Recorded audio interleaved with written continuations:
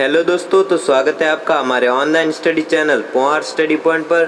तो दोस्तों, आज हम टॉप 25 जीके जीएस के अति महत्वपूर्ण प्रश्नों के बारे में बात करेंगे जो आपके हर बार परीक्षाओं में रिपीट होते हैं। यह सभी प्रश्न भारत में आयोजित सभी परीक्षाओं के लिए अति महत्वपूर्ण प्रश्न हैं। तो हर प्रश्न को आप बारीकी से समझें और ध्यानपूर्वक पढ़ें, क्योंकि यह वीडियो आपके लिए बहुत ही यूज़फुल रहने वाला है। तो वीडियो को आप ज़रा भी स्किप ना करें। तो चलो वीडियो को शुरू करते हैं। तो आपका पहला सवाल है कि भारत का अंतरिक्ष रॉकेट लॉन्चिंग केंद्र कहाँ है। प्रश्न को ध्यान से पढ़ें कि भारत का अंतरिक्ष रॉकेट लॉन्चिंग केंद्र कहाँ पर है। तो आपका सही जवाब होगा सी, श्रीहरिकोटा में। ठीक है, भारत का अंतरिक्ष रॉकेट लॉन्चिंग केंद्र कहाँ पर है, तो आपको याद रखना है श्रीहरिकोटा में। वेरी मोस्ट इंपॉर्टेंट क्वेश्चन है। ठीक है, बार बार परीक्षाओं में रिपीट होता है कि भारत का अंतरिक्ष स्पेस रॉकेट लॉन्चिंग केंद्र कहाँ पर है, तो आपको याद रखना है श्रीहरिकोटा में। ठीक है, अगला देखते हैं कि निम्नलिखित में से कौन सा ग्रंथ कालिदास ने लिखा है। निम्नलिखित में से कौन सा ग्रंथ जो कालिदास ने लिखा है। ठीक है, तो ऋतुसार भी कालिदास ने लिखा है। ठीक है, कुमार संभव भी कालिदास ने लिखा है। अभिज्ञान शाकुंतलम भी कालिदास ने लिखा है। तो आपका उत्तर हो जाएगा उपयुक्त सभी। ठीक है, एक और नाटक था कालिदास का, मालविका का Agnimitra. Very most important question है। मालविका का अग्निमित्र बहुत ही इम्पोर्टेंट ये ग्रंथ था। ठीक है, इस पर भी प्रश्न बन सकते हैं। तो अगला देखते हैं कि पानीपत की पहली लड़ाई में बाबर ने किसको हराया था। पानीपत की पहली लड़ाई में बाबर ने किसको हराया था। ठीक है, तो आपको याद रखना है पानीपत की पहली लड़ाई में बाबर ने इब्राहिम लोदी को हराया था। ठीक है, कौन सी लड़ाई में? पानीपत की प्रथम लड़ाई में। ठीक है, किसको हराया था? इब्राहिम लोदी को। ठीक है, वेरी मोस्ट इंपॉर्टेंट है। अगला देखते हैं कि जहांगीर के दरबार में ब्रिटिश शासक जेम्स प्रथम का राजदूत कौन था। ध्यान से पढ़े प्रश्न को कि जहांगीर के दरबार में, ठीक है, ब्रिटिश शासक जेम्स प्रथम का राजदूत कौन था। तो जेम्स प्रथम का राजदूत कौन था, ये अपन को बताना है। तो आपका सही जवाब होगा विलियम हॉकिंस। विलियम हॉकिंस था जो जेम्स प्रथम का राजदूत था। किसका था? जेम्स प्रथम, ब्रिटिश शासक था, उसका राजदूत था, जो किसके दरबार में था? जहांगीर के। आपको याद रखना है जहांगीर के दरबार में ब्रिटिश शासक जेम्स प्रथम का राजदूत कौन था। तो आपको याद रखना है विलियम हॉकिंस। अगला देखते हैं कि किस दिल्ली सुल्तान ने राज्य की सहायता के लिए नहर सिंचाई व्यवस्था का प्रारंभ किया था। तो वापस से पढ़ते हैं प्रश्न को, ध्यान से पढ़ो कि किस दिल्ली सुल्तान ने राज्य की सहायता के लिए नहर सिंचाई व्यवस्था का प्रारंभ किया था। तो अपन को दिल्ली सुल्तान के बारे में बताना है। कौन सा दिल्ली सुल्तान था जिसने राज्य की सहायता के लिए नहर सिंचाई व्यवस्था का प्रारंभ किया था। तो वह था गियासुद्दीन तुगलक, जिसने राज्य की सहायता के लिए नहर सिंचाई व्यवस्था का प्रारंभ किया था। ठीक है, अगला देखते हैं कि निम्नलिखित राष्ट्रीय राजमार्गों में से कौन सा एक महाराष्ट्र, छत्तीसगढ़ और उड़ीसा राज्य से होकर जाता है। ध्यान से पढ़ो प्रश्न को कि निम्नलिखित में से राष्ट्रीय राजमार्गों में से कौन सा एक महाराष्ट्र, छत्तीसगढ़ और उड़ीसा, ठीक है, महाराष्ट्र, छत्तीसगढ़ और उड़ीसा राज्य से होकर जाता है। कौन सा एनएच है, कौन सा नेशनल हाईवे या राष्ट्रीय राजमार्ग है। तो आपको याद रखना है NH6। ठीक है, NH6 है जो महाराष्ट्र, छत्तीसगढ़ और उड़ीसा से होकर जाता है। ठीक है, NH6। तो अगला देखते हैं कि दक्षिण अमेरिका में अमेजन द्रोणी में कौन से वन है। वापस से पढ़ो, तो ध्यान से पढ़ो प्रश्न को कि दक्षिण अमेरिका में अमेजन द्रोणी में कौन से वन है। तो आपको याद रखना है विषुवतीय वर्षा वन है। कौन से वन है? विषुवतीय वर्षा वन। कहाँ पर? अमेजन द्रोणी में। ठीक है, अमेजन द्रोणी में। अगला देखते हैं कि भारत की एंटी टैंक खालिस्तान मिसाइल है। ध्यान से पढ़ो प्रश्न को कि भारत की एंटी टैंक खालिस्तान मिसाइल है। इस यहाँ पर मिसाइल का नाम आएगा तो कौन सी मिसाइल है? भारत की एंटी टैंक खालिस्तान मिसाइल है। तो आपको याद रखना है नाग मिसाइल है जो भारत की एंटी टैंक कही जाने वाली है। ठीक है, एंटी टैंक कौन सी मिसाइल है? नाग मिसाइल है जो भारत की एंटी टैंक कही जाने वाली मिसाइल है। ठीक है, अगला देखते हैं कि मोनालिसा की प्रसिद्ध कृति या मोनालिसा की प्रसिद्ध कलाकृति का चित्रकार कौन था? वेरी मोस्ट इंपॉर्टेंट क्वेश्चन है, हर बार एग्जाम में पूछा जाता है। सभी एग्जामों के लिए अति महत्वपूर्ण प्रश्न है कि मोनालिसा की प्रसिद्ध कृति या कलाकृति का चित्रकार कौन है? तो आपको याद रखना है Leonardo da Vinci. Very most important question है। अगला देखते हैं कि प्रकाश रासायनिक धूम कोहरे में हमेशा होता है। प्रकाश रासायनिक धूम कोहरे में हमेशा होता है। तो हमेशा क्या होता है प्रकाश रासायनिक धूम कोहरे में? तो आपको याद रखना है ओजोन। ठीक है, प्रकाश रासायनिक धूम कोहरे में हमेशा ओजोन होता है। ठीक है, अगला देखते हैं कि फिलीपींस में प्रयोग की जाने वाली मुद्रा कौन सी है? वेरी मोस्ट इंपॉर्टेंट क्वेश्चन है कि फिलीपींस में प्रयोग की जाने वाली मुद्रा कौन सी है? तो ध्यान से पढ़ो प्रश्न को और उत्तर बताते हैं कि फिलीपींस की मुद्रा कौन सी है। तो आपको याद रखना है पेसो किसकी मुद्रा है? फिलीपींस की। फिलीपींस में प्रयोग की जाने वाली मुद्रा का नाम कौन सा है? तो आपको याद रखना है पेसो। ठीक है, अगला देखते हैं कि गुजरात सल्तनत का संस्थापक कौन था? वेरी मोस्ट इंपॉर्टेंट क्वेश्चन है कि गुजरात सल्तनत का संस्थापक कौन था? तो आपको याद रखना है जफर खां था।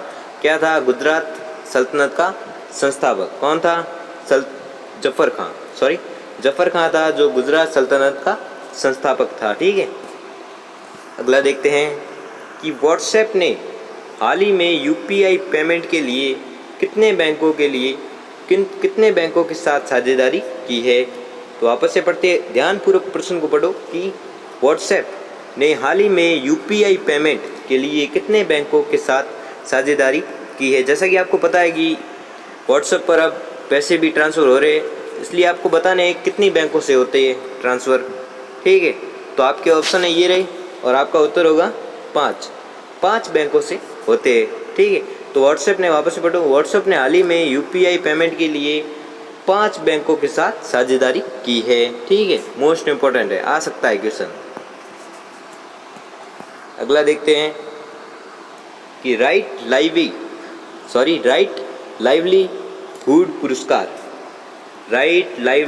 पुरस्कार 2019 किसे प्राप्त हुआ?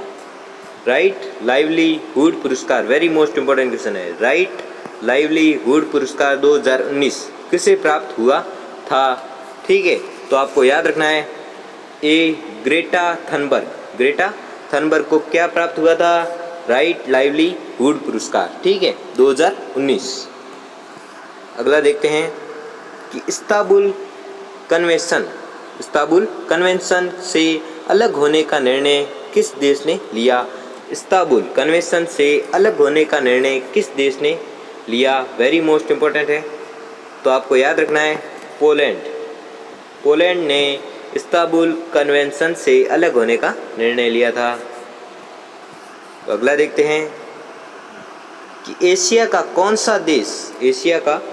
सा देश संयुक्त राष्ट्र शस्त्र व्यापार संधि में शामिल हुआ? एशिया का कौन सा देश संयुक्त राष्ट्र शस्त्र व्यापार संधि में शामिल हुआ? तो आपको याद रखना है चीन। एशिया कौन सा देश है?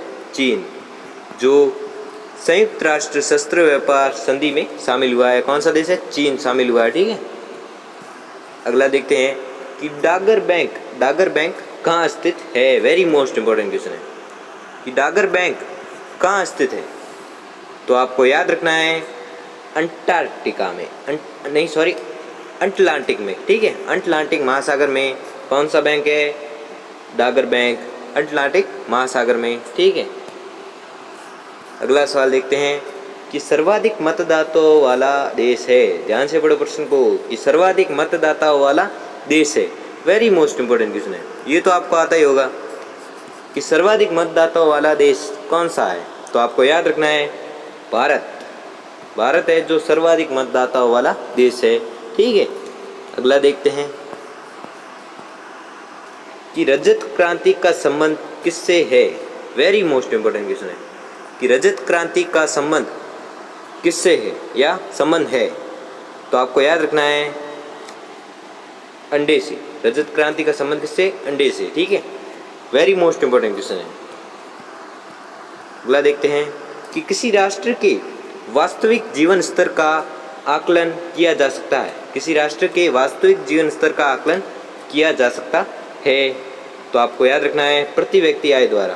प्रति व्यक्ति, वापस से पढ़ते हैं क्वेश्चन को, पूरा उत्तर सहित पढ़ते हैं कि प्रति व्यक्ति आय द्वारा राष्ट्र के वास्तविक जीवन स्तर का आकलन किया जा सकता है। किसके द्वारा? प्रति व्यक्ति आय द्वारा।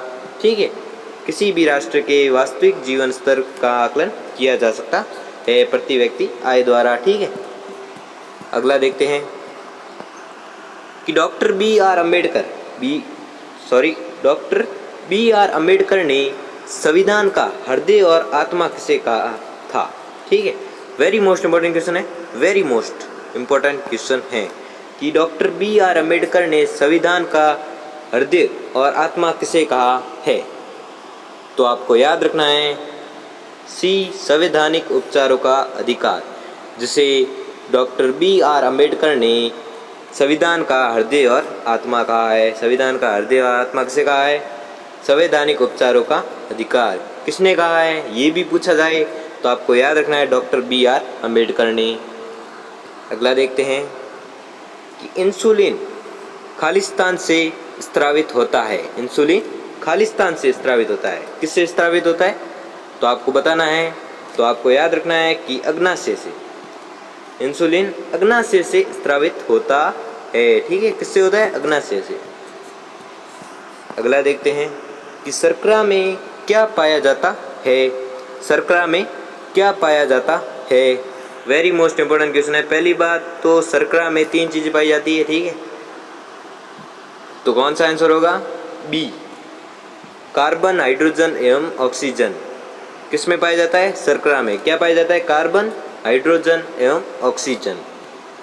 अगला देखते हैं कि शरीर में विटामिन डी की कमी से कौन सा रोग होता है। शरीर में विटामिन डी की कमी से कौन सा रोग होता है? तो आपको याद रखना है कौन सा रोग होता है? ए, सूखा रोग।